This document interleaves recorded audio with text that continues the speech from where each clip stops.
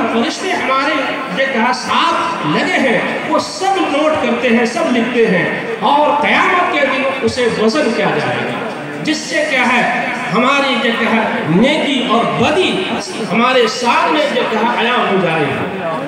और ये क्या है क़यामत के दिन का सबसे आखिरी मरहला होगा। इसके बाद कोई और अमल नहीं रहेगा। इसी से पता चल जाएगा वाज़ेह तौर पर कि कौन जन्नती है, कौन जहन्नमी है। जन्नती जन्नत में और जहन्नमी जहन्नम में चले जाएंगे। अब इसके बाद और कोई मरहला बाकी नहीं रह जाएगा। तो आखिरी मरहला वो वज़न आमाल का होगा। इसीलिए इमाम बुखारी ने अपनी इस किताब का आखिरी बाब वज़न आमाल को करार दिया। फरमाया अल्लाह तबारक व तआला का इरशाद है वनदउल मवाज़ीन अल-क़िस्त लियौमिल क़ियामह कि हम क़यामत के दिन इंसाफ के तराजू कायम करेंगे। हज़रात, अहले सुन्नत व जमात का अक़ीदा भी इमाम बुखारी ने इसमें कायम बयान फरमा दिया कि अहले सुन्नत व जमात का अक़ीदा ये है कि क़यामत के दिन बंदों के आमाल और उनके अक़वाल तौले जाएंगे। इसकी दलील ये आयत करीमा। साथ ही उन्होंने इस्लाम की तरफ मंसूब एक बातिल फ़िरक़ा है मुअतज़िला, उनका रद्द भी फरमा दिया, जिनका अक़ीदा ये है कि वज़न आमाल ये लफ़्ज़ है, आमाल तौले नहीं जाएंगे। जहाँ उनकी वजह वो ये बयान करते हैं कि या तो हिसाब व किताब पहले होगा या वज़न आमाल पहले होगा। अगर हिसाब व किताब पहले हो गया तो उसी से पता चल जाएगा कि कौन जन्नती है कौन जहन्नमी है, फिर वज़न आमाल की ज़रूरत नहीं है, तो ये लफ़्ज़ होगा। और अगर वज़न आमाल पहले हुए तो उससे पता चल जाएगा कि कौन जन्नती है कौन जहन्नमी है, फिर क्या है हिसाब व किताब की कोई ज़रूरत नहीं, वो लफ़्ज़ हो जाएगा। लिहाजा जब वो ये कहते हैं कि वज़न आमाल नहीं होंगे, उनकी दलील ये है कि आमाल क्या है, आवाज़ है, बज़ाते खुद कायम रहने वाली चीज़ नहीं है। इनके क़याम के लिए जिस्म का होना ज़रूरी है। ये जब भी कायम होगी किसी न किसी जिस्म के साथ मिलकर के कायम होंगी। बज़ाते खुद इनका कोई वजूद नहीं। जब इनका बज़ाते खुद कोई वजूद नहीं है तो उसे वज़न कैसे किया जाएगा। अहले सुन्नत व जमात की तरफ से उनके इस सवाल का कई तरह से जवाब दिया गया है। एक जवाब ये दिया गया है कि वो सहीफे तौले जाएंगे जो किरामन कातिबीन का तैयार कर रहे हैं, नामे आमाल वो वज़न किया जाएगा। और वो जिस्म है, लिहाजा क्या है उससे पता चल जाएगा कि किसकी नेकियां ज़्यादा है किसकी बुराइयां ज़्यादा है। दूसरा जवाब, और इस जमात ने जिन जमात ने ये फरमाया कि वो सहीफे तौले जाएंगे, इनकी दलील भी एक हदीस है जो हदीस बिताका से मशहूर है। हज़रत अब्दुल्लाह इब्न अम्र इब्न आस रज़ियल्लाहु तआला अन्हुमा से मरवी है कि क़यामत के दिन एक शख्स को रब तबारक व तआला के हुज़ूर पेश किया जाएगा और उसके सामने उसके 99 दफ्तरों को फैलाया जाएगा जो ताहत निगाह लम्बे होंगे।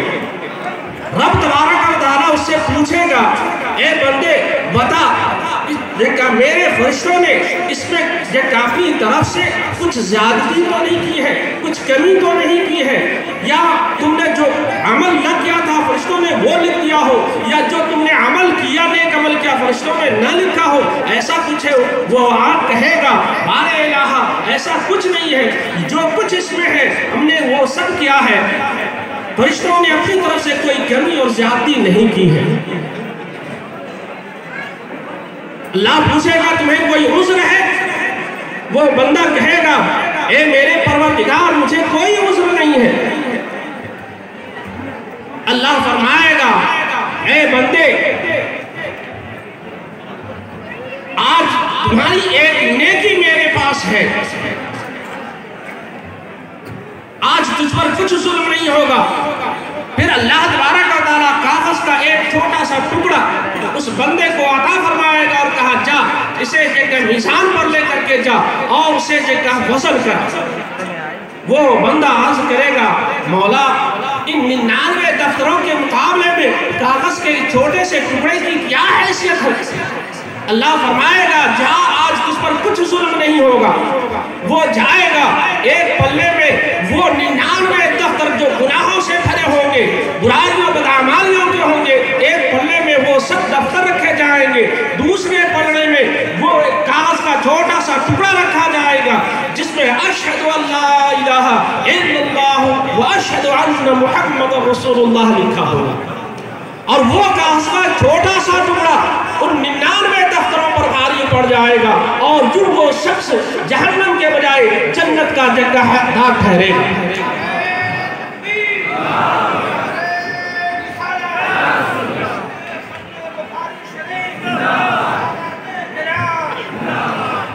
دوسرا جواب یہ دیا گیا ہے کہ اللہ تبارک و تعالی قادر مطلق ہے.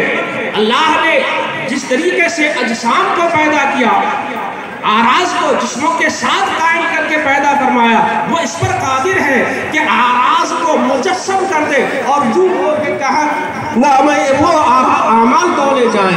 اس طریقے سے یہ کہا اعمال کا وزن بھی یہ کہا ممکن ہے. لیکن تیسرا جواب جو اہل سنت و جماعت کی طرف سے دیا جاتا ہے وہ یہ کہ اعمال و اقوال ہی تولے جائیں گے. کیسے تولے جائیں گے یہ ہماری سمجھ میں آئے کوئی ضروری نہیں ہے. ایک انسان دوسرے انسان کی بہت سی باتوں کو نہیں سمجھ پاتا. بندہ اللہ کے کہا بات کو اس کی حکمت سمجھ جائے کوئی ضروری نہیں ہے. اللہ تبارک و تعالی اعمال و اقوال کو وزن فرمائے گا، اس پر ہمارا عقیدہ ہے، ہم یقین رکھتے ہیں، لیکن کیسے وزن فرمائے گا اللہ جانے.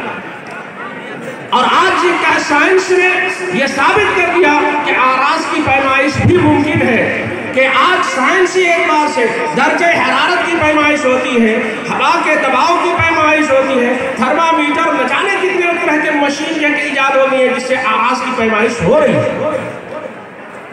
تو انسان جب آج آراز کی پیمائش کر سکتا ہے وہ تو قادر مطلق ہے، اس کے لیے کیا بھاری ہے.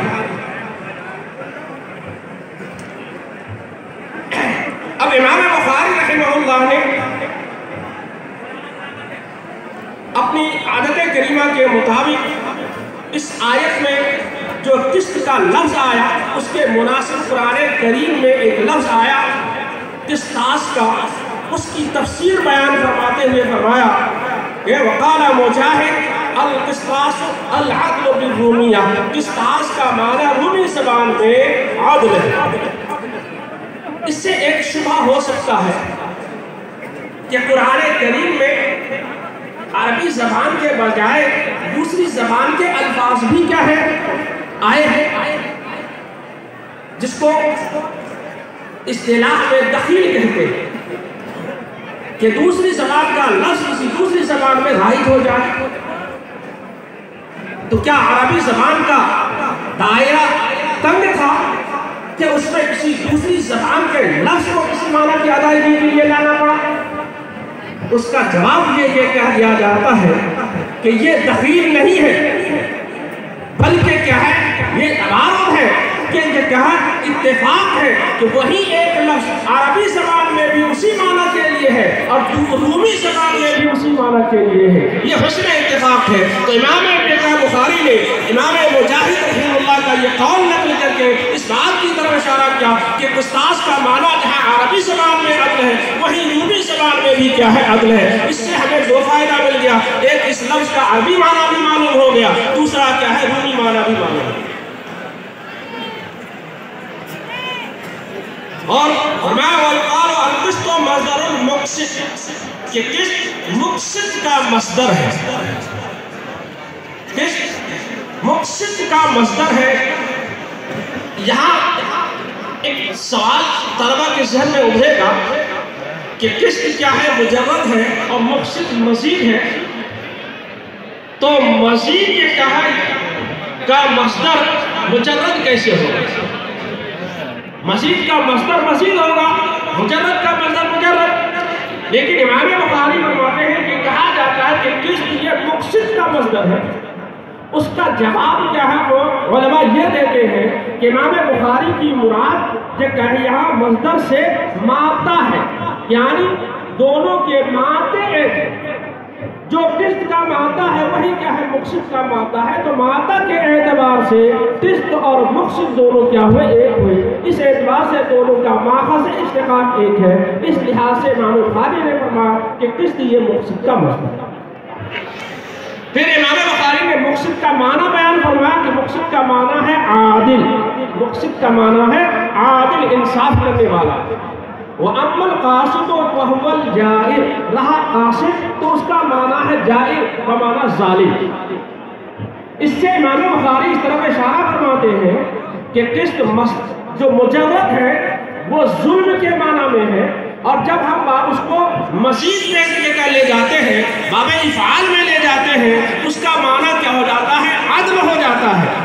ایک قاعدے کی روح سے کہ باب افعال کی خاصیت سلب ماخذ ہے، تو جب کیا ہے اس میں جو حمزہ ہے وہ سلب کا ہے، تو قسط کا معنی ظلم، جب اس کو کیا ہے باب افعال میں لے گئے اور اس کی خاصیت کیا ہے؟ سلب ماخذ ہے، تو اس ماخذ جو قسط کا معنی تھا ظلم، جب اس کا سلب کیا تو وہ معنی ہو گیا عدل کا۔ اس لحاظ سے قسط کا معنی ظلم اور مقصد کا معنی کیا ہے؟ ایک ساتھ کا معنی ہوا عدل۔ لیکن یہاں پر جو کیا ہے فقہا فرماتے ہیں کہ امام بخاری نے جو یہ قول ہے یقالو، یہ صیغہ تمریز ہے، اس کا مطلب ہوا کہ یہ قول ضعیف ہے، بلکہ صحیح قول یہ ہے کہ قسط اور مقصد، قاصد اور مقصد دونوں کا معنی ایک ہے، وہ کیا ہے؟ ہر جگہ عادل ہی ہے۔ یہ الگ سی بات ہے کہ قسط کیا ہے؟ یہ متضاد الفاظ میں سے ہے، یعنی ایک ہی لفظ ہے، دو سدین معنی کا احتمال پر مشتمل ہے۔ کس کا معنی؟ قسط کا معنی جہاں ظلم آتا ہے وہاں اس کا معنی عدل بھی آتا ہے، اور اس کی دلیل خود یہ آیت کریمہ ہے جس کی ابھی تلاوت کی، وَنَضَعُ الْمَوَازِينَ الْقِسْطَ، کہ ہم قیامت کے دن انصاف کے ترازو قائم کریں گے۔